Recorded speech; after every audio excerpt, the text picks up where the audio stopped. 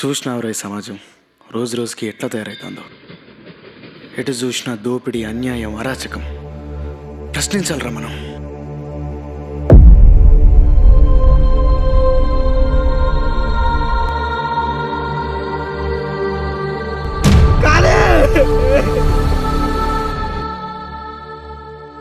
అస్సలు మర్చిపోలేకపోతున్నా. డబ్బులు ఎంతైనా పర్లేదన్నా, కానీ పని అయిపోవాలి. నా ఫ్రెండ్ని చంపిన నా కళ్ళ ముందే ఉంటా అంటే నా వల్ల కావట్లేదన్నా.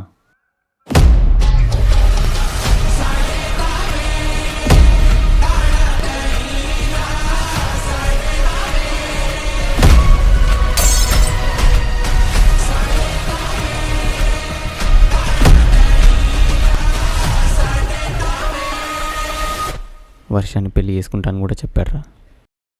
చిన్నప్పుడే వాడు అమ్మ నాన్న చనిపోయారు. వాడికి తెలిసిందల్లా ఎప్పుడు చూసినా సొసైటీ గొడవలు, మార్పు. అవసరమా ఇదంతా? అసలు ఇవన్నీ చేయడానికి నువ్వెవరు? ఆమె సిటిజన్.